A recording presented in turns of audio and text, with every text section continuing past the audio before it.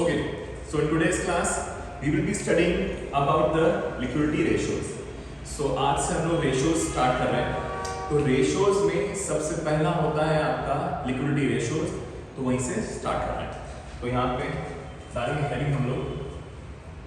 So it is liquidity ratios.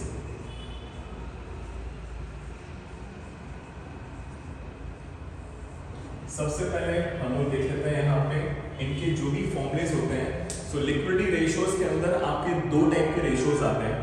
पहला आता है आपका करंट रेशियो, दूसरा आता है आपका लिक्विड रेशियो.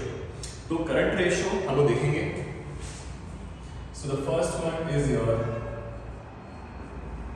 करंट रेशियो, जिसका फॉर्मूला होता है current assets upon current liabilities. So it is current assets upon current liabilities. Now current ratio, the question arises कि हम लोग current ratio निकालते क्यों हैं. देखिए current ratio इसलिए निकाला जाता है ताकि हम लोग ये चेक कर सके कि हम लोग शॉर्ट टर्म में कितने सॉल्वेंट हैं.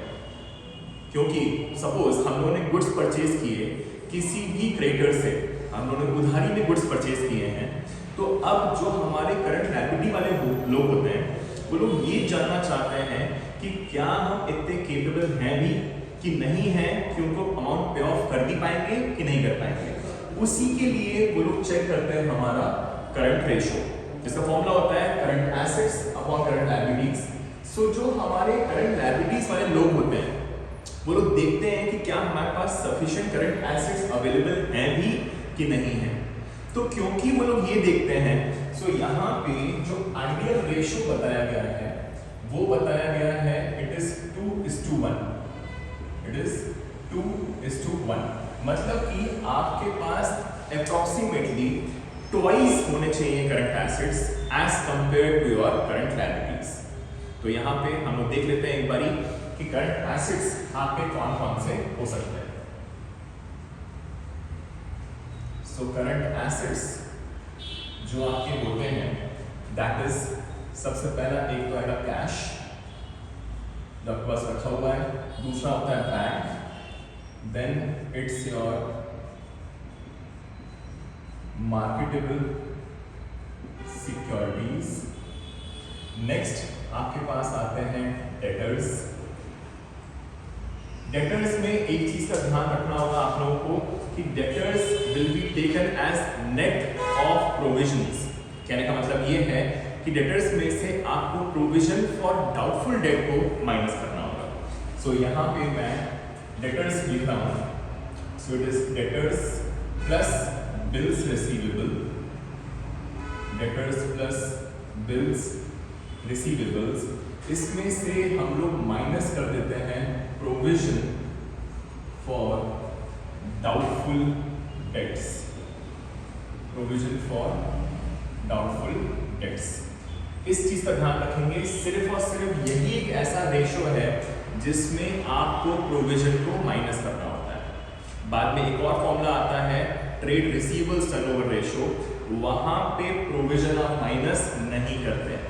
ठीक है. नेक्स्ट तो ये हो गया cash plus bank plus marketable securities plus next item जो आपके पास आता है दैट इज इन्वेंट्रीज. नेक्स्ट आता है आपके पास इन्वेंट्रीज. इसके बाद इसमें प्लस होता है आपका short term loans and advances, short term loans and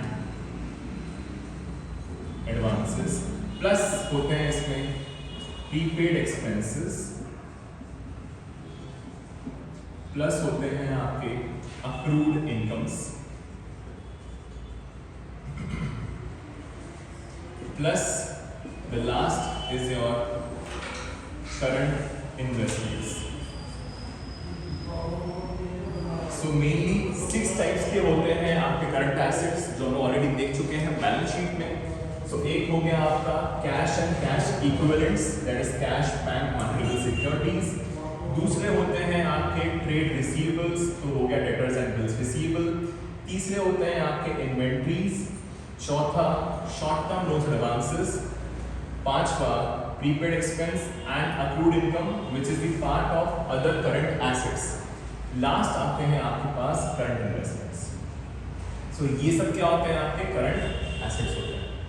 अब यहाँ पे एक चीज का ध्यान ये रखना होता है कि इन्वेंट्रीज जब भी आप लेंगे तो इन्वेंट्रीज हमेशा ही क्लोजिंग वाली लेंगे। It should always be the closing inventories. अगर आपके पास क्वेश्चन में ओपनिंग इन्वेंट्रीज या ओपनिंग स्टॉक गिवन है तो उसको प्लीज आप लोग नजरअंदाज कर देंगे, उसको आप रिकॉर्ड नहीं करेंगे। सो ये हो गया आपके करंट एसेट्स। नेक्स्ट बात की जाए आपकी करंट लायबिलिटीज की। करंट लायबिलिटीज, तो करंट लायबिलिटीज जैसे कि कैश है तो कैश का जस्ट ऑपोजिट होता है आपका कैश क्रेडिट। बैंक है तो बैंक का जस्ट ऑपोजिट होता है आपका bank overdraft. Plus bank overdraft के बाद आता है आपके डेटर्स हैं तो यहां पे आ जाएंगे आपके क्रेडिटर्स प्लस बिल्स पेबल। इन्हीं को कंबाइन होके हम लोग बोलते थे ट्रेड पेबल्स। प्लस यहाँ पे जैसे कि short term loans and advances था ऊपर, यहाँ पे आ जाएगा short term loans oblique borrowings. Short term loans या तो बोरोइंग्स। अपार्ट फ्रॉम दैट यहाँ पे आएगा आपका, जैसे यहाँ पे आपका प्रीपेड एक्सपेंस था तो यहाँ पे आ जाएगा आपका outstanding expenses plus accrued income की जगह पे आ जाएगा आपका advance income. And apart from these all एक आपका एक और आता है short term provisions. Short term provisions, अब एक चीज का ध्यान यहाँ पे फिर से रखना है आपको कि शॉर्ट टर्म प्रोविजंस में आप प्रोविजन फॉर डाउटफुल डेट्स नहीं लेंगे। Provision for doubtful debts, provision for doubtful debts should not be taken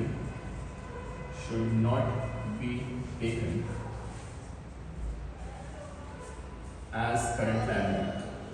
इनके अलावा और कोई शॉर्ट टर्म प्रोविजंस होंगे वो सब आ जाएंगे, बट ये वाले आपके यहां पर अपीयर नहीं होंगे। ये हो गया आपका करंट रेशियो का फॉर्मूला।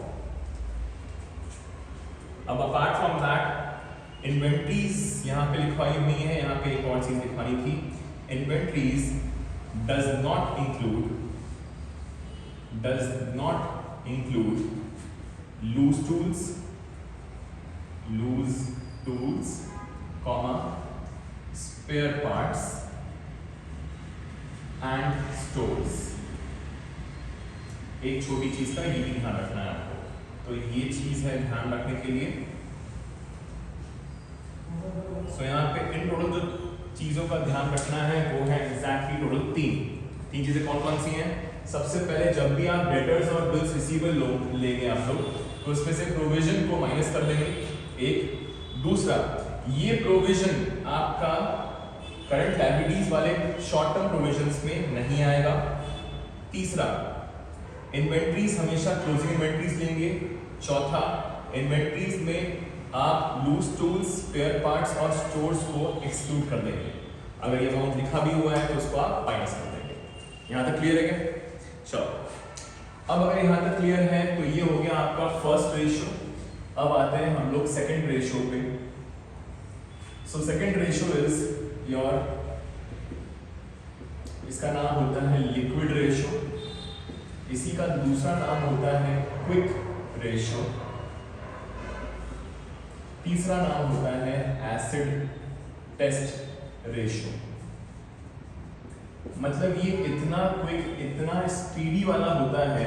देखिए यहाँ पे क्या हो रहा है कि यहाँ पे हम लोग नॉर्मली चेकआउट कर रहे हैं कि हमारे पास कितने करंट एसेट्स अवेलेबल हैं as compare to current liabilities, तो यहाँ बोला गया था 2:1 is the ideal ratio.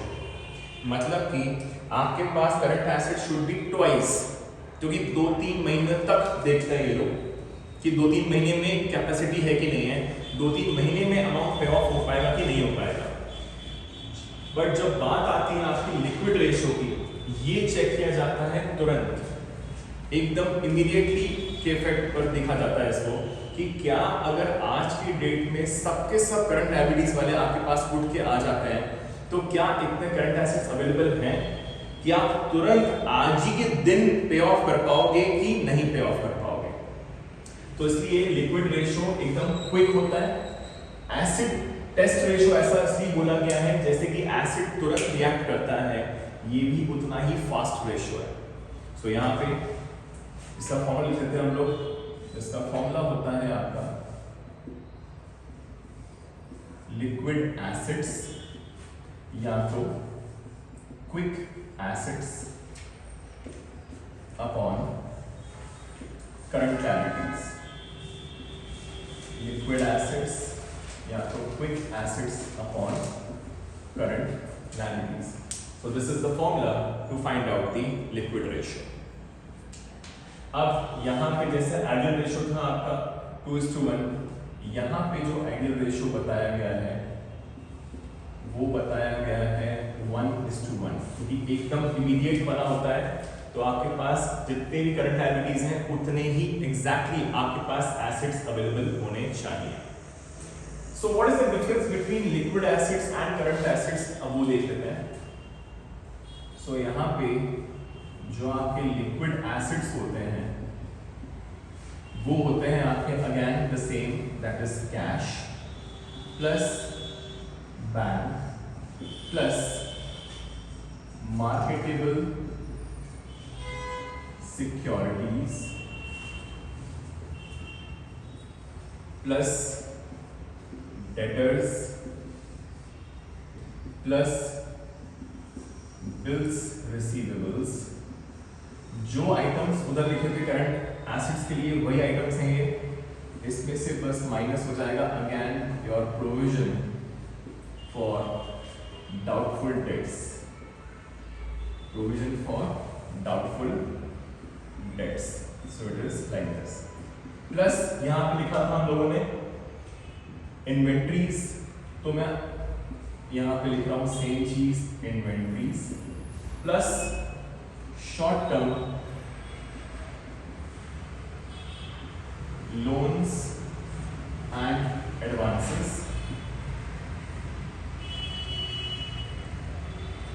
Plus prepaid expense plus prepaid expenses plus यहां पे था आपका approved income, so it is accrued incomes plus आपका last was your current investments।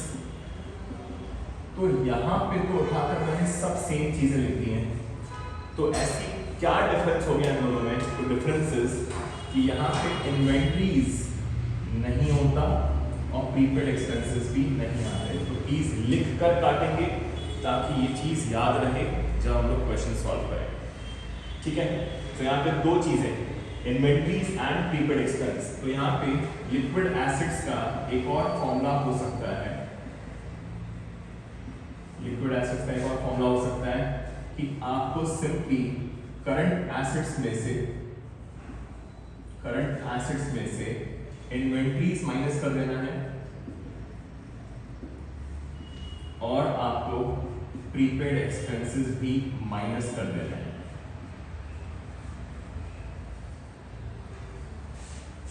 अब द क्वेश्चन अराइजेस, ऐसा क्यों होता है कि इन्वेंट्रीज और प्रीपेड एक्सपेंसेस लिक्विड एसिड का पार्ट नहीं है, बाकी सब है? ऐसा इसलिए बहुत अच्छा। पहले तो आंसर एक और चीज का क्वेश्चन पूछता हूं मैं। करंट एसिड्स होते क्या है? करंट एसिड्स ऐसे एसिड्स होते हैं जिसको हम लोग को एक साल के अंदर जिनसे पैसा मिल जाए, those are known as your current assets. और करंट लायबिलिटीज कौन सी होती हैं? जिनको आप एक साल के अंदर पेमेंट कर देते हो विद इन 12 months और within an operating cycle. So यहाँ पर इन्वेंट्रीज क्यों माइनस किया जा रहा है? क्योंकि इन्वेंट्रीज, देखिए क्या होता है, हर बिजनेस का एक ही रोना होता है कि उसके गुड्स नहीं बिक रहे। क्या नहीं बिक पा रहे? गुड्स। हर कोई ये बोलता है कि यार गुड्स तो बहुत सारा है, सामान बहुत सारा रखा हुआ है, पर बिक नहीं पा रहा। तो हम लोग कभी भी इन्वेंट्रीज पे रिलाय नहीं कर सकते कि वो बिक पाएगी कि नहीं बिक पाएगी। कहने को तो आज ही बिक जाए पूरी इन्वेंट्रीज, या हो सकता है कि आने वाले 1 महीना 2 महीने तक बिके ही ना, इसलिए आप इसको इमीडिएटली रिकवर नहीं कर सकते यहाँ से कैश। नेक्स्ट आता है आपका प्रीपेड एक्सपेंसेस।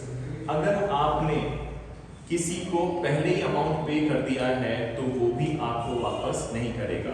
एग्जाम्पल के तौर पर सपोज हमारे पास एक मोबाइल फोन होता है, मोबाइल फोन का हम लोग रिचार्ज करवाते हैं सपोज 3 महीने या 4 महीने का।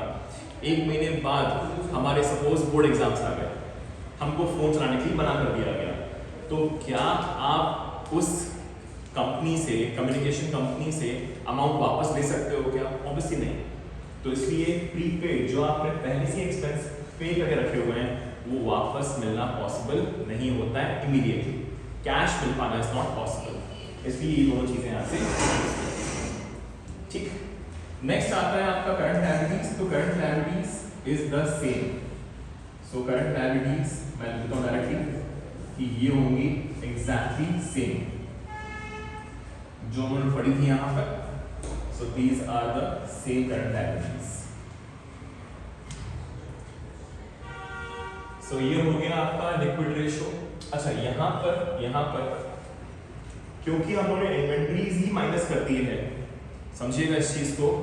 जब हम लोग करंट रेशो निकाल रहे थे तो इन्वेंट्रीज में ये 2-3 चीजें माइनस कर रहे थे, बट लिक्विड एसेट्स में एज अ होल इन्वेंट्री ही माइनस हो रही है, ठीक है, एंड प्रीपेड एक्सपेंसेस भी माइनस हो रहे हैं। अब लिक्विडिटी रेशियोज के लिए आपको एक रेशो जो आपको याद रखना है, एक फॉर्मूला जो आपको याद रखना है, that is to calculate the working capital. Working capital निकालने का फॉर्मूला आपको पता होना चाहिए, क्योंकि ये आपके क्वेश्चंस में, मैक्सिमम क्वेश्चंस में अपीयर होगा। So it is current assets minus current liabilities. Current assets minus current liabilities is the formula to find out the working capital. ठीक? So current assets upon current liabilities is your current ratio, and current assets minus current liabilities is your working capital का formula.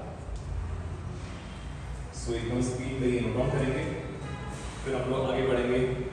एक मैंने sheet share की हुई है, वो sheet के question solve करेंगे।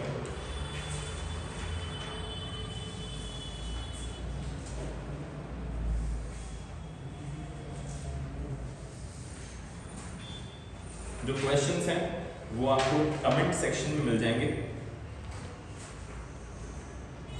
तो प्लीज देख लीजिएगा। ड्राइव पे अपलोडेड है सबके सब, आपको डायरेक्टली लिंक पे मिल जाएंगे। सो स्टार्ट करते हैं हम लोग। आई होप सब नोट डाउन कर लिया होगा। अब अगर इतना नोट डाउन हो गया है तो question number 1।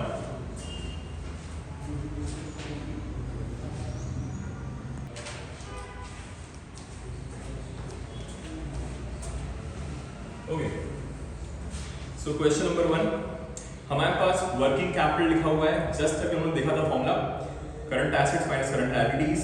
Total debts given है हमारे पास, नॉन करंट लायबिलिटीज गिवन है, इन्वेंट्रीज गिवन है। चलो करंट रेशियो और लिक्विड रेशियो निकालना है। उसके पहले एक चीज समझते हैं, देखिए जब भी आपके पास इतने सारे आइटम्स हो, एक छोटी सी बैलेंस शीट बस आप याद रखिएगा हमेशा। ये सब साथ में बनाएंगे प्लीज। तो बैलेंस शीट में आपके पास क्या क्या आता है? एक आते हैं लायबिलिटीज, फिर आता है अमाउंट, एक आता है assets and amount once again. So आपके एसेट्स में आता है सबसे पहले नॉन करंट एसेट्स और एक आता है करंट एसेट्स। यहाँ की बात करूँ तो यहाँ सबसे पहली चीज जो आती है आपके पास, that is your equity. Equity का मतलब होता है आपका share capital and reserves and surplus. दूसरा जो आपके पास मेन आइटम आता है that is your non current liabilities, जिसको हम लोग बोलते हैं long term debts, long term debts भी बोलते हैं। और तीसरी चीज जो आती है that is your CL current liabilities, that's your short term debts. आपको बस इतना याद रखना है कि ये जो बैलेंस शीट है ये होंगे आपके टोटल लायबिलिटीज और ये हमेशा ही इक्वल होते हैं टोटल एसेट्स के। ठीक, जब आप नॉन करंट एसेट्स और करंट एसेट्स को ऐड करोगे you will get the total assets.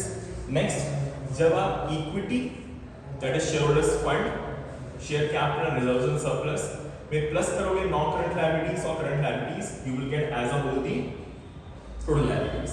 और हमेशा ही क्या होता है, इक्वल होंगे। क्यों इक्वल होंगे, टैली होती है बैलेंस शीट आपकी।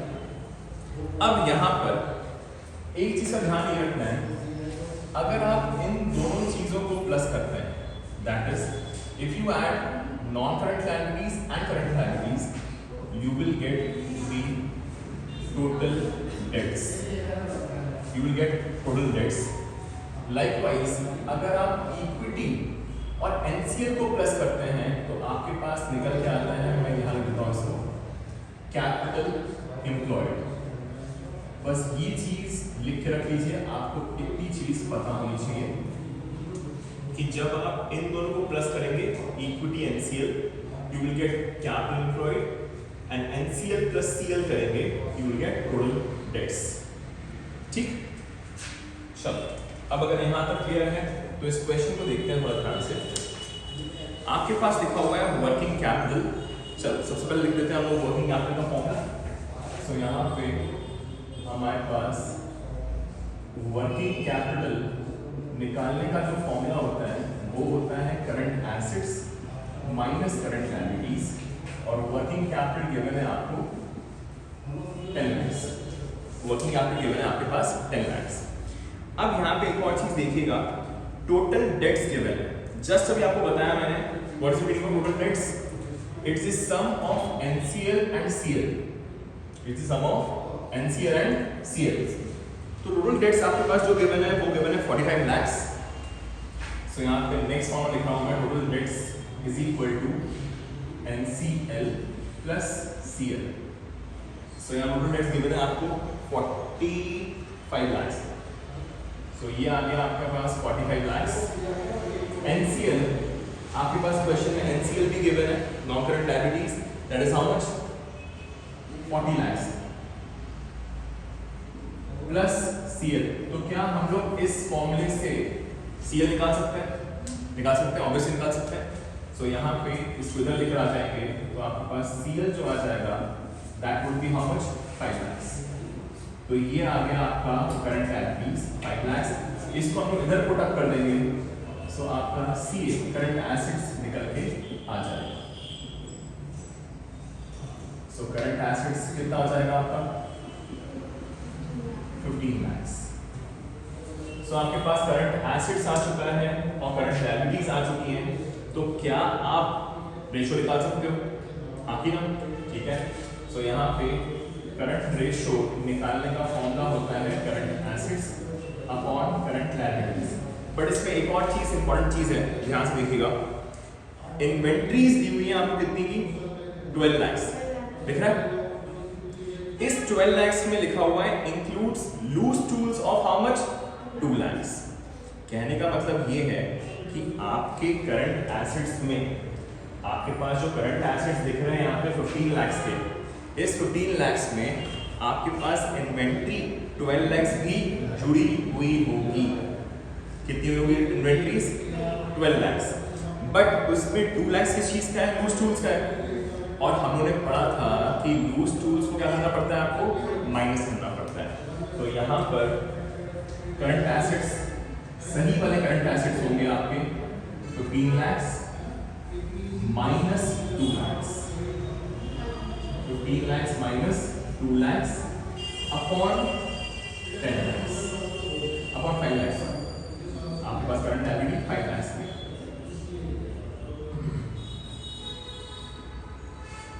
सो 2 lakhs मैंने माइनस कर दिए हैं लूज टूल्स वाले करंट एसेट्स में से.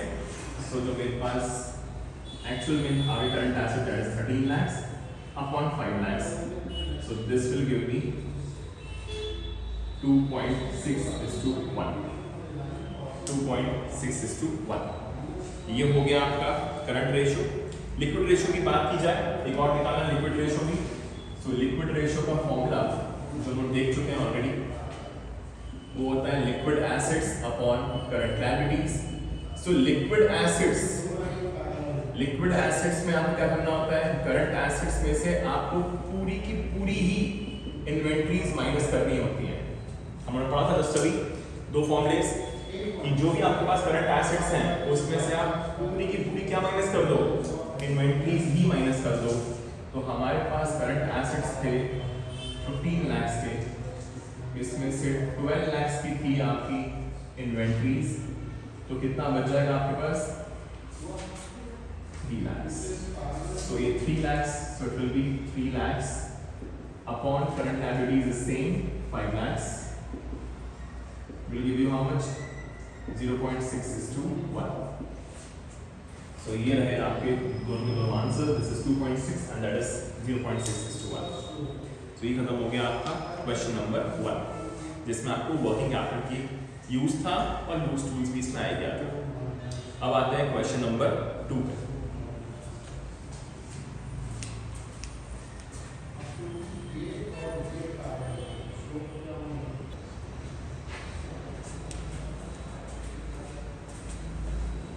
ओके, सो क्वेश्चन नंबर 2 आपको बोल रहा है आपके पास इस बार करंट रेशियो ऑलरेडी गिवन है, करंट एसेट्स भी गिवन है, करंट लायबिलिटीज भी गिवन है. तो क्वेश्चन क्या है, the question is the firm is interested in maintaining the current ratio 2:1. Okay, अभी इनका करंट रेशियो देखिए कितना गिवन है आपके पास, 1.5:1.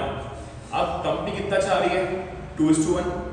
सो यहाँ पे ऐसा क्या किया जाए, तो यहाँ लिखा हुआ है by paying a part of the current liabilities. They are interested to maintain a current ratio of 2:1. इसलिए वो क्या करना चाह रहे हैं, कुछ करंट लायबिलिटीज को पे ऑफ करना चाह रहे हैं. तो कितनी करंट लायबिलिटी पे ऑफ किया जाए, दिस इज द क्वेश्चन. ठीक है, तो यहाँ पे लेट्स बिगिन. सो यहाँ पे क्वेश्चन नंबर 2, हमारे पास जो करंट रेशियो गिवन है that is 1.5:1, मतलब कि 1.5 upon 1 that is आपके पास गिवन है 6 lakhs के करंट एसेट्स गिवन है और 4 lakh के करंट लायबिलिटीज गिवन है, क्योंकि जो फॉर्मूला होता है that is CA upon CL, current assets upon current liabilities. अब इन्होंने बोला है कि इनको क्या पे ऑफ कर देना है, करंट लायबिलिटीज को पे ऑफ करना है. करंट लायबिलिटीज को पे ऑफ करने का मतलब क्या होता है, मतलब कि ऑब्वियसली जो भी आपके क्रेडिटर्स होंगे उनको आप क्या पे कर दोगे, कैश पे कर दोगे. अगर आप कैश पे करोगे तो आपके करंट एसेट्स क्या हो जाएंगे एंड करंट लायबिलिटीज भी क्या हो जाएंगे, कम हो जाएंगे. अगर आप किसी भी करंट लायबिलिटी को पे ऑफ करोगे, करंट लायबिलिटी मतलब कि जिससे आपने सपोज उधारी पे सामान लिया था, अगर उसको आपको पे ऑफ करना है तो कैश जाएगा. तो cash is the part of current assets, और क्योंकि आप करंट लायबिलिटीज वाले को ही चुका रहे हो तो करंट लायबिलिटीज भी क्या हो जाएगी आपकी, तो दोनों ही क्या हो जाएंगे. तो कितना पे करना है ये निकालना है. तो हम लोग लिख लेते हैं यहाँ पे -x. तो कितना पे करना पड़ेगा आपको करंट लायबिलिटी, x अमाउंट, क्योंकि जितना आप पे करोगे उतने से ही आपका करंट एसेट भी कम हो जाएगा और करंट लायबिलिटी भी कम हो जाएगी. ओके, सो यहाँ पे अच्छा ये करने पर दैट इज, अब मैं इसकी बात कर रहा हूँ सिर्फ, ये करने पर x माइनस करने पर मेरा आंसर कितना आ जाना चाहिए, कितना रेशियो मेंटेन करना है मेरे को मेंटेन करना है 2:1 का रेशियो. तो मतलब कि यहाँ पे मेरा आंसर 2/1 हो जाना चाहिए. सो मैं क्या करूँ एग्जैक्टली, 6 lakhs में से कितना माइनस करूँ और 4 में से कितना माइनस करूं कि मेरा आंसर कितना आ जाए, 2:1. That is current assets upon current liabilities 2:1 हो जाए. तो यहाँ पे आपको करना पड़ेगा cross multiplication. So this will give you 2 multiplied by 4 lakhs minus x is equal to 1 into 6 lakhs minus x, ये हो जाएगा 8 lakhs माइनस 2x, ये हो जाएगा 6 lakhs माइनस एक्स। तो यहाँ पे 2x नेगेटिव का ऑर्डर ले जाता हूँ मैं उसको, सो ये हो जाएगा मेरा 8 lakhs और 6 lakhs को मैं इधर लेकर आ गया तो माइनस का हो गया, यहाँ पे 2x माइनस एक्स हो जाएगा, सो मेरा x आ गया कितना 2 lakhs। तो एग्जैक्टली मेरे को 2 लाख रुपीस का पेमेंट करना पड़ेगा अपने करंट लायबिलिटीज को, ताकि मेरा रेशियो क्या मेंटेन हो जाए 2:1 मेंटेन हो जाए। सो ये रहा, तो क्वेश्चन था compute the amount of current liabilities to be paid off, so it's rupees 2 lakhs। Clear? ये हो गया क्वेश्चन नंबर 2। क्वेश्चन नंबर 3 पे आते हैं। क्वेश्चन नंबर 3 बोल रहा है आपको कि आपको ये बताना है कि आपका रेशियो इंप्रूव होगा, रिड्यूस होगा कि नॉट चेंज होगा for both the ratio, that is current ratio भी गिवन है और लिक्विड रेशियो भी गिवन है। ठीक है, तो हम लोग साइमल्टेनियसली दोनों को सॉल्व करेंगे। आई होप इतना हो गया होगा आप लोगों का। अब आते हैं क्वेश्चन नंबर 3 पे।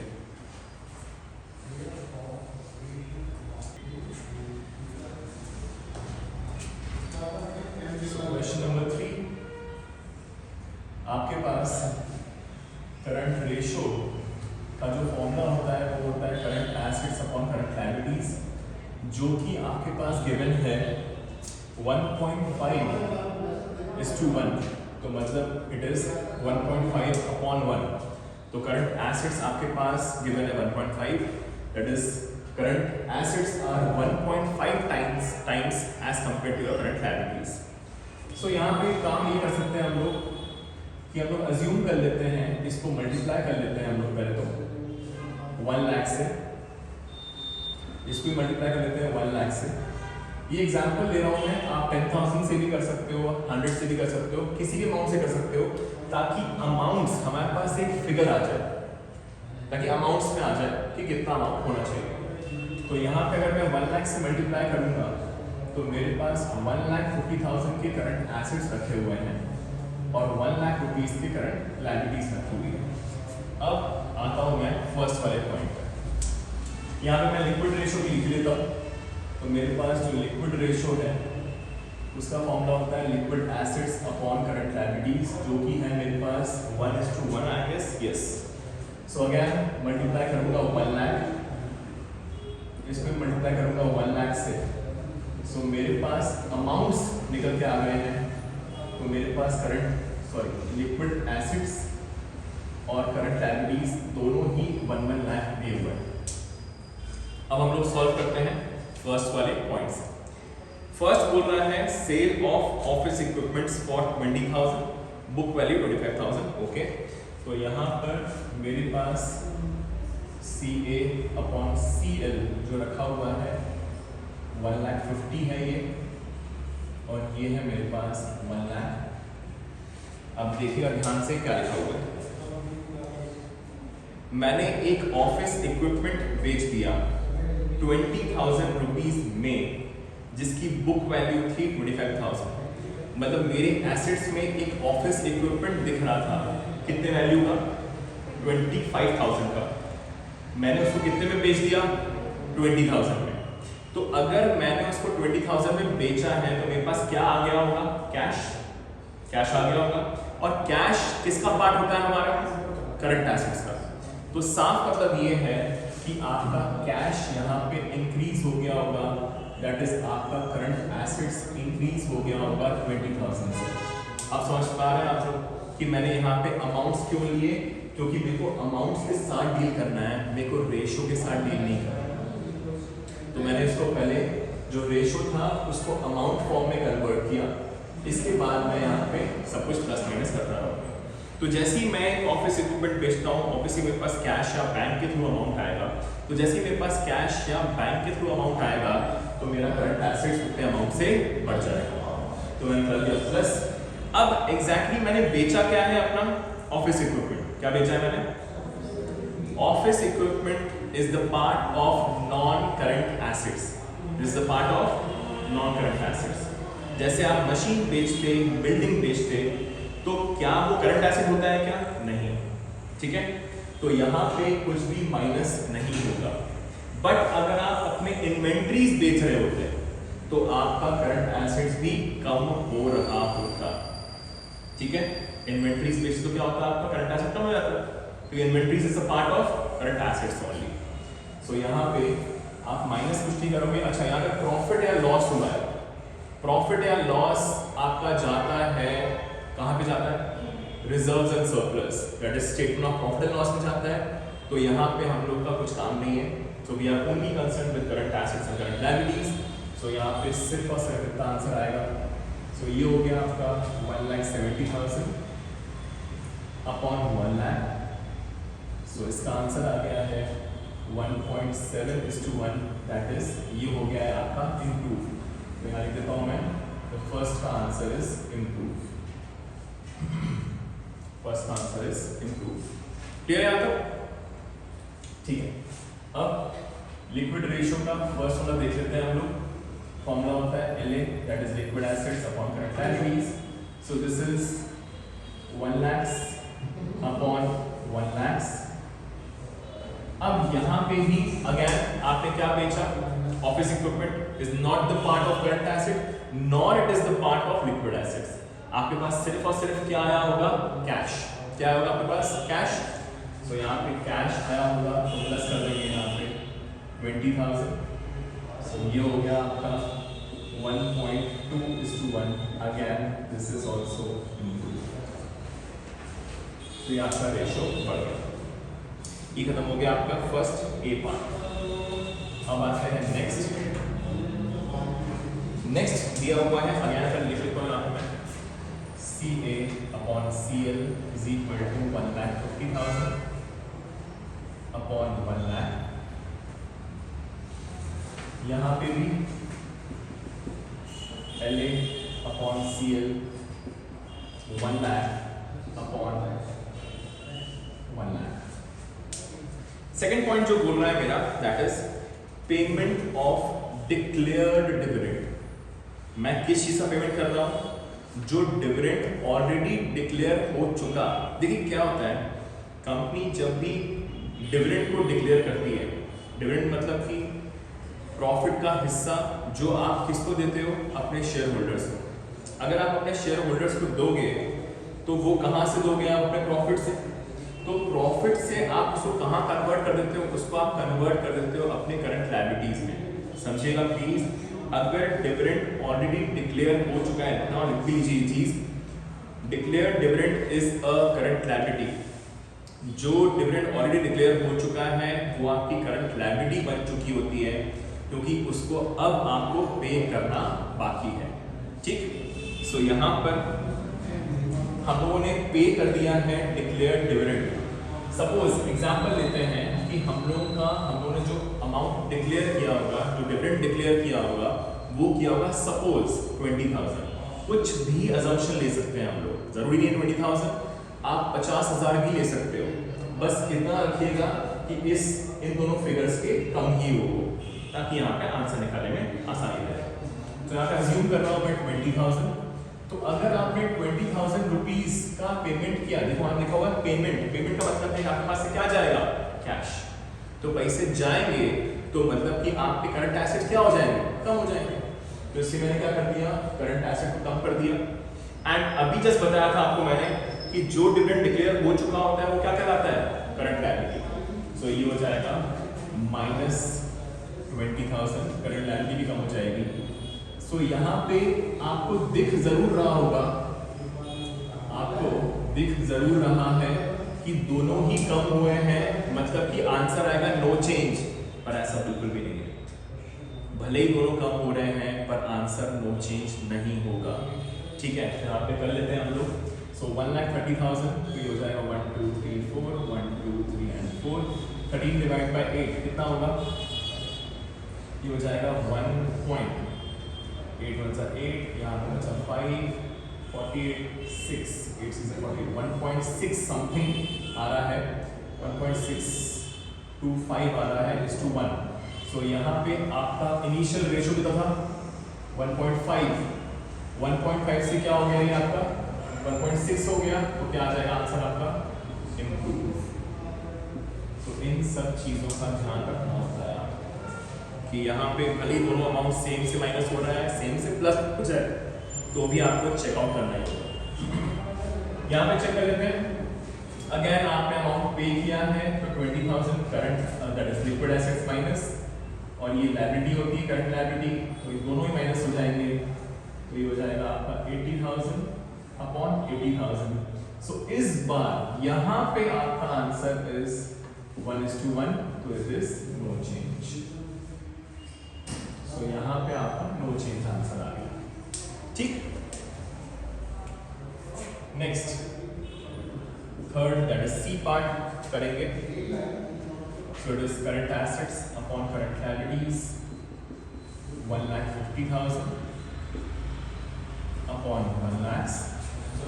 यहाँ पे आपका आएगा third LA upon CL, so it is 1 lakhs upon 1 lakhs।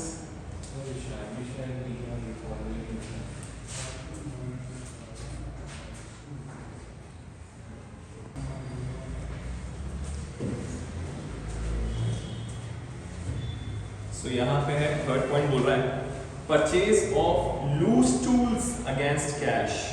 अति इंपॉर्टेंट। आपने क्या परचेज किया? Loose tools.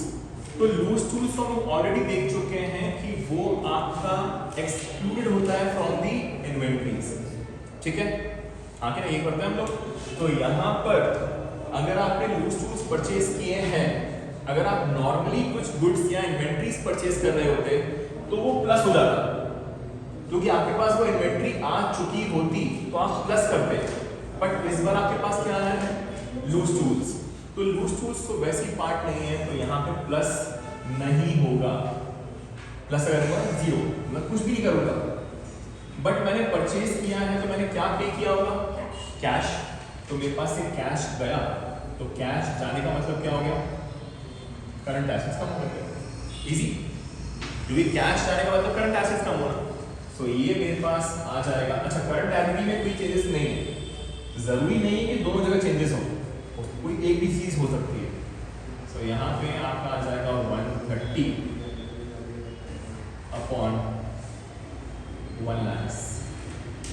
130 अपॉन 1 लाख, तो यहाँ पे आंसर आ रहा है आपका 1.3:1। तो दिस इज डिक्लाइन। ये आपका हो गया आंसर कम। यहाँ पे करेंगे।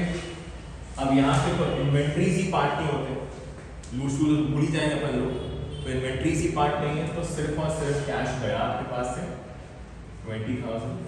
सो ये आ जाएगा 80,000 अपॉन 1 लाख। तो यहाँ पे भी आपका आंसर आ गया 0.8:1। तो this is also decline. Number 4th में लिख देते हैं फिर से। So it is CA upon CL 1,50,000 upon 1 lakh। अब देख लेते हैं कि 4th पॉइंट क्या बोलना चाह रहा है।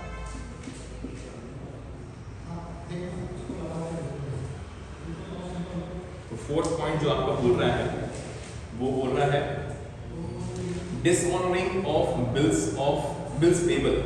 डिसऑनरिंग बिल्स पेबल मतलब क्या हुआ इसका? कि आपको एक अमाउंट पे करना था। किसको पे करना था? अपने क्रेडिटर को। तो उसने आपको क्या इशू कर दिया था? एक बिल्स पेबल इशू कर दिया था जो आपको पे करना था। पर क्या वो आप पे कर पाए? क्या नहीं पे कर पाए। तो ये लिखा हुआ है कि आपने अपना बिल्स पेबल को क्या कर दिया? डिसऑनर कर दिया, तो आप पे नहीं कर पाए। हाँ कि ना? तो इसका मतलब है कि आपका बिल्स पेबल क्या थी? एक करंट लायबिलिटी थी जो क्या हो जाएगी? कम हो जाएगी, क्योंकि आप पे नहीं कर पाए, डिसऑनर हो गया, तो वो कम हो जाएगा। बट ये अमाउंट अब वापस से किसको पे करना पड़ेगा? उस बंदे को आपको क्या बनाना पड़ेगा? वापस से अपना क्रेडिटर बनाना पड़ेगा। तो समझिएगा इस चीज को। अगर आपने बिल्स पेबल को पे कर दिया होता तो आप ऊपर से माइनस करते कैश, करंट एसेट माइनस हो जाता, और आप करंट लायबिलिटीज को भी माइनस करते क्योंकि आपने पे कर दिया है लायबिलिटी। पर अभी क्या हो रहा है? आपने पे नहीं किया है, तो आपका बिल्स पेबल डिसऑनर हो गया, तो बिल्स पेबल तो कम हो जाएंगे बट आपके क्रेडिटर्स वापस से आ जाएंगे। क्यों? क्योंकि वो अब आपकी जान फिर से खाएंगे, भैया पैसा दो पैसा दो पैसा दो। एग्जैक्टली। सो यहाँ पे करंट एसेट्स में कुछ नहीं हुआ, करंट लायबिलिटीज में आपका प्लस हो जाएगा। एग्जाम्पल अगेन ले रहा हूँ 20,000, ये प्लस कर रहा हूँ मैं विद द नेम क्रेडिटर्स। आपके क्रेडिटर्स प्लस हो जाएंगे और आपका 20,000 माइनस हो जाएगा, that is bills payable. So यहाँ पे answer will be no change, क्योंकि ऊपर सेम रहा और नीचे भी 1 लाख प्लस 20 माइनस 20 1 लाख ही आ जाएगा। तो बिल्स रिसीवेबल अगर डिसऑनर हो या बिल्स पेबल अगर डिसऑनर हो तो दोनों में ही नो चेंज आएगा। बिल्स रिसीवेबल अगर डिसऑनर हो रहा होता, दैट इज हमको अमाउंट नहीं मिल पा रहा होता, तो बिल्स रिसीवेबल कैंसिल करके हम लोग वापस से उसको क्या बना लेते हैं, अपना डेटर बना लेते हैं। तो ऊपर प्लस माइनस कर रहे होते हैं। जैसे बिल्स पेबल में आपने नीचे प्लस माइनस किया, बिल्स रिसीवेबल में ऊपर प्लस माइनस कर रहे होते हैं आप। So it is no change. Likewise same goes with this as well. तो यहाँ पे भी -20 and +20, so there will be no change.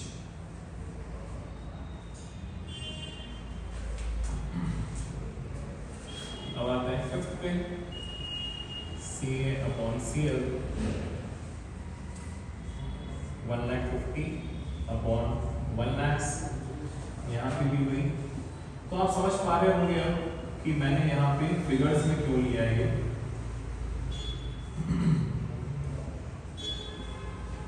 तो ये हो गया। नेक्स्ट इसमें आते हैं हम लोग फिफ्थ वाले पे, ई वाले पे। Issued 2 lakh equity shares to the vendor of machinery. समझेगा इस चीज को। आपने क्या किया, एक मशीन खरीदी। आपने क्या परचेज किए, मशीनरी। अगर आपने मशीन परचेज करी है तो मशीन खरीदना is the part of which asset, non current asset. अब क्योंकि ये नॉन करंट एसेट्स आपने लिया है तो यहाँ पे कुछ काम है क्या हमारे पास, नहीं है, क्योंकि we are dealing with the current assets and current liabilities. और आपने मशीन लेने के लिए क्या इशू किया, अपने कंपनी के शेयर्स इशू कर दिए।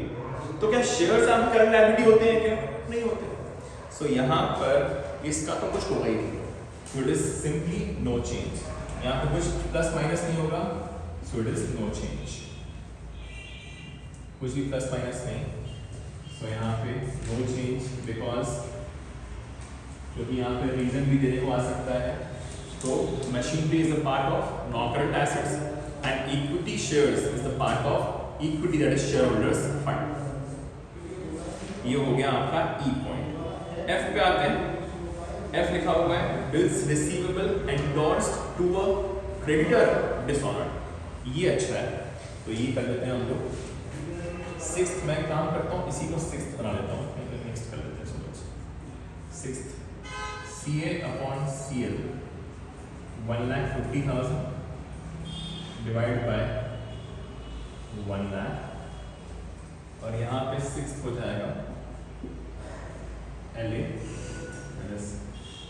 लिक्विड एसेट्स अपॉन CL, तो ये 1 लाख अपॉन 1 लाख। यहाँ लिखा हुआ है आपके पास एक बिल्स रिसीवेबल था, आपने उसको किसको दे दिया था, अपने क्रेडिटर्स को दे दिया था। अब जो बिल रिसीवेबल आपने अपने क्रेडिटर्स को दे दिया था वो डिसऑनर हो गया। कहने का मतलब ये है आपको एक से अमाउंट मिलना था, सपोज मिस्टर ए से मिलना था, और यही अमाउंट आपको किसको पे करना था, सी को। ठीक है, हम लोग बी है सपोज, तो ए से हमको मिलना था अमाउंट एंड हम लोग किसको पे करना था, सी को। ठीक है, तो हमने क्या किया, ए के ऊपर बिल ड्रॉ करके वही बिल हमने दे दिया सी को। उससे क्या होगा, ए डायरेक्टली किसको पे कर देगा, सी को पे कर देगा। पर जब डेट आई, ड्यू डेट आई, तब ए ने सी को पे नहीं किया। अब अगर ए ने सी को पे नहीं किया है तो बताइए कौन किसकी जान खाएगा, सी किसको बोलेगा, मेरे को बोलेगा, हाँ कि ना।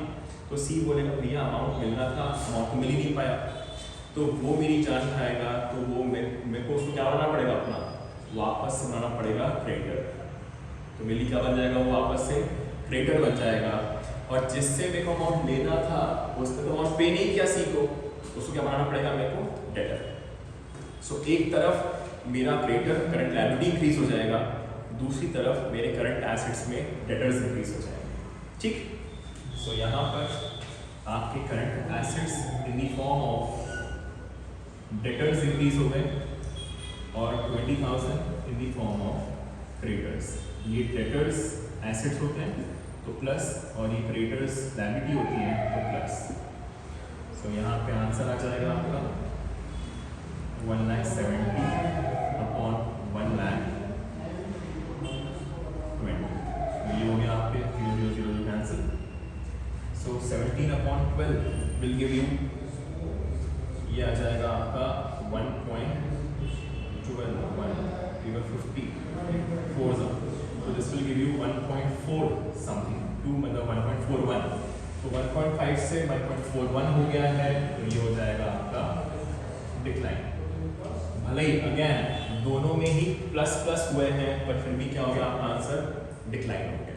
ओके, यहाँ पे भी सेम सिनेरियो, प्लस 20,000 जिससे मेरे को अमाउंट मिलना था उसको मैं वापस से अपना एसेट बनाऊँ, डेटर बना लूँगा, और यहाँ पे आ जाएगा मेरा आंसर 120, और जिसको मेरे को अमाउंट पे करना था उसको मैंने वापस से अपना क्रेडिटर बना लिया, क्योंकि उसको अमाउंट अभी तक पहुँच नहीं पाया होगा।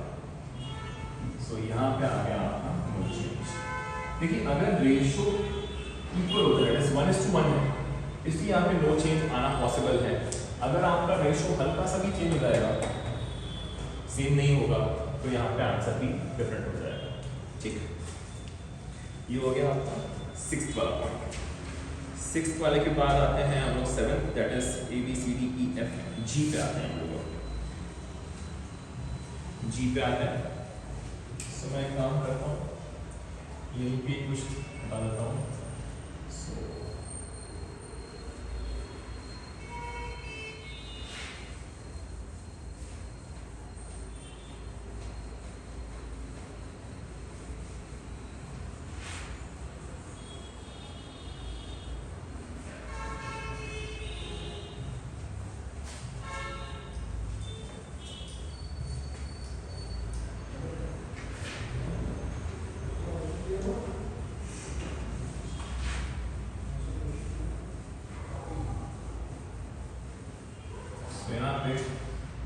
जी वाला पॉइंट जो मेरा है वो बोल रहा है CA upon CL 1,50,000 upon 1 lakh. अब देखते हैं, जी वाला पॉइंट बोल रहा है collected 20,000 cash from its debtors of 25,000 the remaining debtors being bad. आपको अपने डेटर्स से कितना कैश रिसीव हो गया? 20,000। कितना कैश रिसीव हो गया? 20,000। तो आपके पास कैश आया कितना होगा? 20,000। उतने से यहाँ पे करंट एसेट्स क्या हो जाएंगे? इंक्रीज। सो यहाँ पे मैं कर देता हूँ करंट एसेट्स को प्लस 20,000। बट ये अमाउंट मेरे को आया कहाँ से? किससे आया मेरे को अमाउंट? डेटर से आया। डेटर्स मेरे थे कितने के ऑलरेडी? 25,000 के। अब वहां पे लिखा हुआ है 25 में से मेरे को 20 मिल पाए, 5,000 क्या हो गए मेरे? बैड डेट्स हो गए। मतलब कि मेरे डेटर्स कितने से कम हो गए होंगे? 25,000 से ही, समझिएगा। अब मेरे डेटर्स 25,000 से कम हो गए, उनसे मेरे को सिर्फ 20,000 ही मिल पाया। सो यहाँ पर माइनस करूंगा मैं 25,000। ये मेरे पास जो आया है, ये मेरे पास कैश आया, और ये मेरे डेटर्स कम हो गए। सो यहाँ पर 150 ये हो जाएगा मेरा 145,000 अपॉन 1 लाख। समझिएगा प्लीज, आपके पास कैश कितना आ गया? 20,000 का, तो उतने से ही आपका करंट एसेट बढ़ गया होगा। बट करंट लायबिलिटीज की बात की जाए उसमें कुछ नहीं होगा। ये आपके पास कैश आया कहाँ से? डेटर्स से। डेटर्स थे कितने के?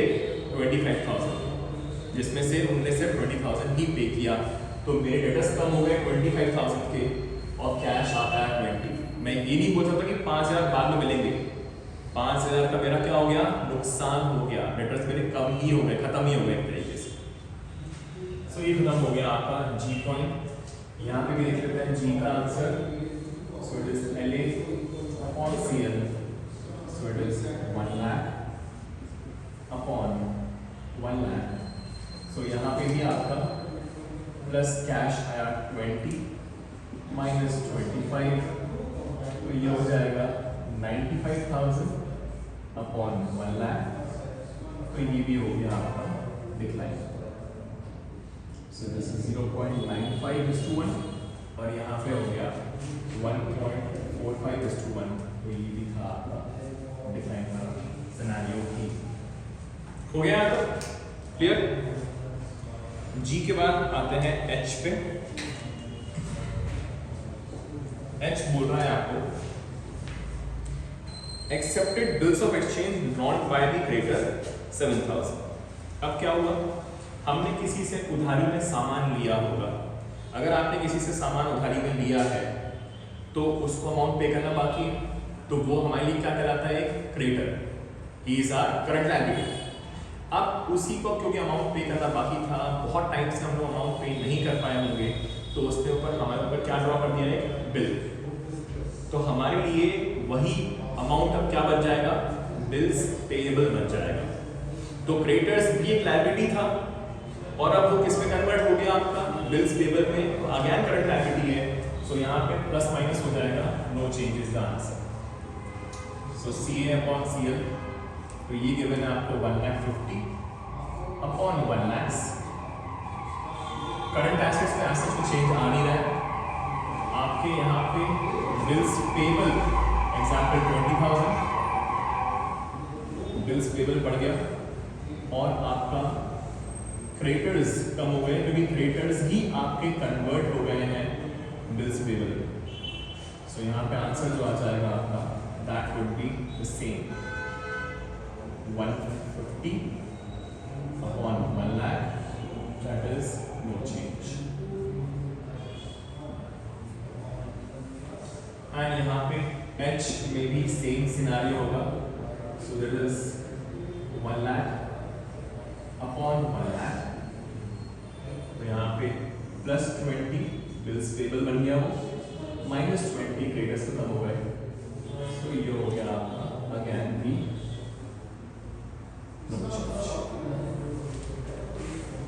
एच हो गया। आई पे आते हैं। आई CA upon CL 1,50,000 upon 1 lakh. यहां बोल रहे हैं, समझेगा प्लीज बहुत ध्यान से, पेड रेंट 3,000 इन एडवांस का मतलब क्या हुआ, आपने प्री पे कर दिया, किसी को आपने रेंट पे कर दिया, पहले ही पे कर दिया, तो इट्स अ प्रीपेड एक्सपेंस। सो यहाँ पे क्योंकि रेंट पे किया है एडवांस में, तो प्रीपेड एक्सपेंस हमारे लिए क्या होता है, करंट एसेट। देख चुके हैं दोस्तों हम लोग कि प्रीपे अगर आपने पहले ही किसी को पे कर दिया amount, so it's a current asset. So यहाँ पर आपका करंट एसेट कितना अमाउंट था, 3,000। सो आपका करंट एसेट्स प्रीपेड एक्सपेंस के नाम से 3,000 बढ़ जाएगा और आपने कैश पे किया होगा तो 3,000 आपका कम भी हो जाएगा। करंट लायबिलिटी में कोई चेंजेस नहीं है, तो अल्टीमेटली यहाँ पे भी आपका आ गया नो चेंज, क्योंकि आपके पास कैश माइनस हो गया और ये हो गया आपका प्रीपेड रेंट। इसकी बात करें आई की, यहाँ पे चेंज हो जाएगा आपका आंसर। क्यों चेंज होगा समझते हैं। आपने कैश पे किया 3,000, तो ये 3,000 कैश तो गया, बट प्लस हम लोग नहीं करेंगे। क्यों नहीं करेंगे, क्योंकि प्रीपेड एक्सपेंस तो पार्ट होता ही नहीं है लिक्विड एसेट का। सो यहाँ पे सिर्फ और सिर्फ माइनस होगा। So this is 97,000 upon 1 lakh. तो ये आ गया आपका 0.97:1। 0.97:1। अब आते हैं, तो यहाँ पे आपका हो गया answer decline. This is decline और यहाँ पे no change. Last, redeemed 9% debentures of 1 lakh at a premium of 10%. So this is J, CA upon CL 1,50,000 upon 1 lakhs। यहाँ पे भी J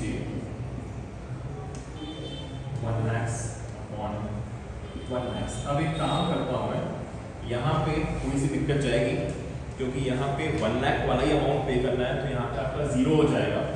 so I am assuming कि ये आपका 5 lakh upon 5 lakh, I am assuming ये कितना आपका 5 लाख अपॉन 5 लाख, क्योंकि अल्टीमेटली मेरे को 1:1 चाहिए, तो चाहे 1 लाख अपॉन 1 लाख हो, 5 लाख अपॉन 5 लाख हो, इट्स द सेम। यहाँ पे भी मैं कर लेता हूँ, यहाँ पे भी मैं कर लेता हूँ इसको, सो इसको मैं डबल कर लेता हूँ। जैसे 1.5 है, इसका डबल हो जाएगा आपका 3 लाख, फिर हो जाएगा आपका 3 लाख अपॉन 2 लाख, तो इससे चीज़ें इजी हो जाएगी। ठीक, तो यहाँ पे आपने रिडीम किए हैं 9% डिवेंचर्स। अच्छा, debentures is the part of which liability? It's a part of non current liability. पर समझिएगा, भले ही वो नॉन करंट लायबिलिटी है, पर क्योंकि जब आप रिडीम करते हो उसको अपने मैच्योरिटी पे, तो मतलब कि शुरू में वो क्या रहा होगा, आपका नॉन करंट लायबिलिटी रहा होगा, बट जब आप रिडम्पशन के स्टेज पे पहुंच चुके होंगे तब वो क्या बन चुका होगा, करंट लायबिलिटी। अगर आपको 5 साल के बाद पे करना है तो वो नॉन करंट लायबिलिटी कहलाती है, बट अगर आपको तुरंत ही पे करना है 1 साल के अंदर तो क्या कहलाएगा, आपका करंट लायबिलिटी। सो आपने जो डिवेंचर्स को रिडीम किया है प्रीमियम पर, तो जो प्रीमियम भी होता है वो भी करंट लायबिलिटी में ही कन्वर्ट हो जाता है। प्लीज ध्यान रखिएगा, अति पॉइंट वाला जे वाला ये बोल रहा है आपने डिवेंचर्स को रिडीम किया है तो करंट लायबिलिटी कम होगी आपकी 1,10,000 रुपीज से, 1,10,000। तो यहाँ पे आपने कैश पे किया, ऑब्वियसली रिडीम करने का मतलब है कि आपने क्या माइनस किया होगा, कैश। आपके पास से क्या गया होगा, कैश गया होगा, तो आपने 1,10,000 पे कर दिया होगा और उतने से ही आपकी करंट लायबिलिटी भी कम होगी 1,10,000। तो यहाँ पे आपका आंसर आ जाएगा, चेक करना पड़ेगा यहाँ पे, so this will give you 1,90,000 upon 90,000, 1,90,000 upon 90,000, तो ये होगा समथिंग 2.1:1, तो ये हो गया आपका आंसर इम्प्रूव, तो ये हो गया आपका आंसर इम्प्रूव। ठीक, फिर से समझा देता हूँ मैं, आपने 1 लाख वाले डिवेंचर्स को रिडीम किया है 10% प्रीमियम पर, तो आपने 1 लाख के साथ साथ 10% 10,000 भी पे किया होगा, तो आपके पास से कैश कितना गया, 1 लाख प्लस 10, तो अल्टीमेटली 1,10,000 का कैश चला गया आपके पास से। ये गया आपके पास कैश, ये मैंने कैश माइनस किया है, और क्योंकि आपने डिवेंचर्स रिडीम किए हैं रिडम्पशन के टाइम पर वो आपकी करंट लायबिलिटी होती है, तो करंट लायबिलिटी अगर आप पे ऑफ करते हो तो फिर यहाँ पे आपका माइनस हो जाएगा 1 लाख, बट 10,000 भी आपको अभी पे करना था, प्रीमियम पे रिडीम करना है, तो वो भी आपकी करंट लायबिलिटी का ही पार्ट होता है। Is that okay? सो यहाँ पे ये हो गया, यहाँ पे भी आपका माइनस हो जाएगा 110 और माइनस 1,10,000, तो आंसर आ जाएगा आपका 3,90,000 अपॉन 3,90,000, तो this will give you know change, so this will give you know change. ठीक, ये खत्म हो गया हमारा क्वेश्चन नंबर 3। अब आते हैं हम लोग क्वेश्चन नंबर 4 पे।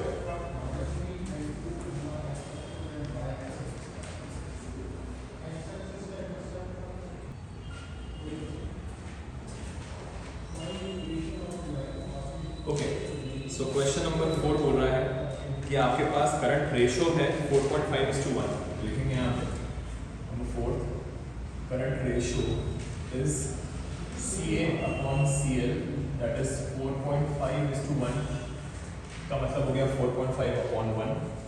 लिक्विड रेशो गिवन है आपके पास 3:1, so this is liquid ratio होता है liquid assets upon current liabilities 3:1।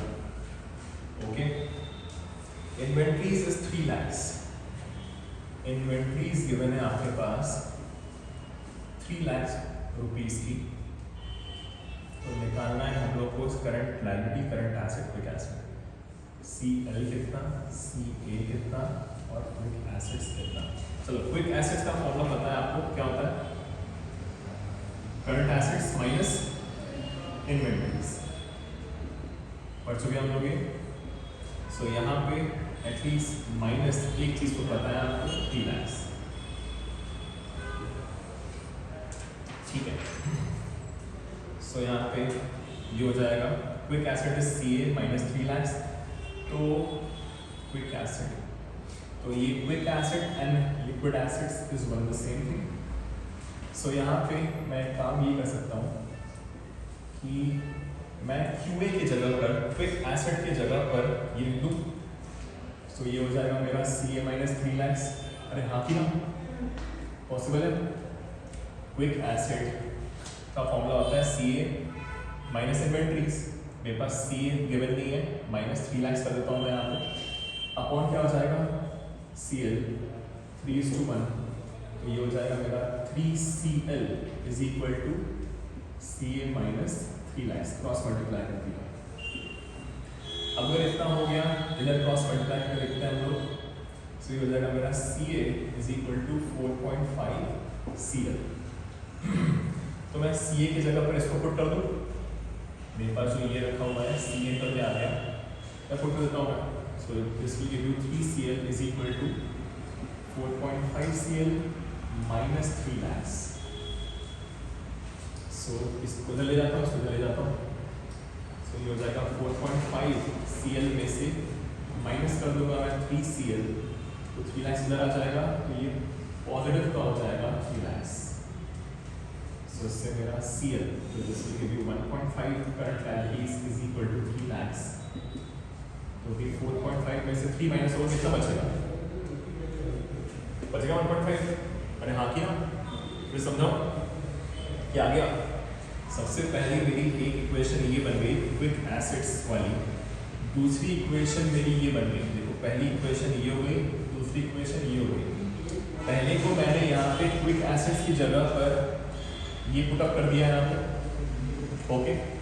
तो मैंने जब क्रॉस मल्टीप्लाई कर दिया इसको, तो मेरे पास ये इक्वेशन आ गई। अब इस इक्वेशन में मैंने CA चाहिए था, तो CA मैंने यहाँ से निकाला क्रॉस मल्टीप्लाई करवाकर, तो मेरा CA कितना आ गया, 4.5 CL आ गया। अब मैंने उसको यहाँ पे पुटअप कर दिया, तो अल्टीमेटली मेरे पास 1.5 CL कितना आ गया, इज इक्वल टू 3 lakhs आ गया। अगर इतना 1.5 CL 3 lakhs आ गया है, तो CL will be how much. अब 3 लाख को मेरे को डिवाइड करना होगा, डिवाइड बाय 1.5, तो इससे मेरे पास क्या आ जाएगा, CL आ जाएगा। सो CL मेरा कितना आ जाएगा, लायबिलिटीज 2 lakhs। 1.5 into 2 is 3, तो यहाँ पे मेरे पास 2 lakhs। इजी। तो यहाँ पे मेरे पास करंट लायबिलिटी आ गई है 2 lakhs, और करंट एसेट्स था मेरे पास 4.5 into CL, this will give you 9 lakhs। तो ये रहे मेरे आंसर्स, ठीक। ये क्वेश्चन नंबर 4। क्वेश्चन नंबर 5 का क्वेश्चन नंबर 5 पढ़े। क्वेश्चन नंबर 5 हो गया सबका यहाँ तक। ये काफ़ी इंटरेस्टिंग क्वेश्चन होते हैं, ऐसे क्वेश्चंस को आप और ट्राई करेंगे तो चीज़ें आपसे इजी हो जाएंगी। नेक्स्ट क्वेश्चन बड़ा इंटरेस्टिंग क्वेश्चन है, इसमें लिखा हुआ है question number 5, calculate the current ratio up to 2 decimal places of Ventas Biotech Limited from following extract of its annual report of 24-25। ठीक है, ओपनिंग इन्वेंटरीज गिवन है, consumables that is raw material की, closing given है, opening inventories finished goods and work in progress given है, closing भी given है, current assets given है, other than ये जो दो ऊपर गिवन थे, और आपके पास करंट लायबिलिटीज गिवन है। आपको मैंने जब फॉर्मूलेज लिखवा रहा था, आपको मैंने क्या समझाया था कि इन्वेंटरीज हम लोग हमेशा कौन सी लेंगे, क्लोजिंग वाली। हमेशा ही हम लोग कौन सी लेंगे, क्लोजिंग वाली। इन्वेंटरीज हम लोग चारों की चारों लेंगे। Now what are the types of inventories? एक होता है आपके पास रॉ मटेरियल, दूसरा होता है आपके पास वर्क इन प्रोग्रेस, एक होता है आपके पास finished goods, the fourth is your stock in trade. चारों की चारों इन्वेंटरीज आप लोगे, बट कौन सी वाली? हमेशा क्लोजिंग वाली। हमेशा ही कौन सी लोगे आप? क्लोजिंग। सो यहाँ पे ओपनिंग गिवन है, ओपनिंग से कोई मतलब नहीं है हमको, so we are only concern with the closing. तो लिख लेते हैं यहाँ पे, तो हमारा फॉर्मूला होता है करंट रेशियो का, दैट इज CA/CL। सो यहाँ पे करंट एसेट्स में आपके पास आ जाएंगे सबसे पहले क्लोजिंग इन्वेंटरी ऑफ कंज्यूमेबल्स, वो आ जाएगा 4000 plus closing inventory of finish goods and work in progress 2000 plus current assets other than जो ऊपर गिवन थे, दैट इज योर 7000। तो अल्टीमेटली आपके पास देखिए करंट एसेट्स यहाँ पे लिखा हुआ है current assets 7000, but current assets अकेले 7000 के नहीं है, अदर देन लिखा हुआ है तो ऊपर वाले को भी प्लस करना पड़ेगा, ठीक है, और divide by current liabilities that is 6000। ये हो जाएगा आपका 7 + 2 9 + 4 13, so 13,000 divided by 6,000 will give you how much? 1 2 3 1 2 3 1 2 2 point लिखा है, 2 डेसिमल से निकालना है, तो 2.1 and 6 is 2.1, 2.16 is 2.1 is the answer। So ये खत्म हो गया हमारा लिक्विडिटी रेशियोज का टॉपिक। तो हमने एक्सप्लेनेशन भी देख लिया, फॉर्मूलेस भी देख लिए, मेन इंपॉर्टेंट चीज़ें भी देख ली, और 5 क्वेश्चन सॉल्व भी कर लिए, जिसमें एक इंक्रीज डिक्रीज वाला भी था। आई होप आप सब लोगों को समझ में आ गया होगा। अब नेक्स्ट क्लास में हम लोग पढ़ेंगे सॉल्वेंसी रेशियोज।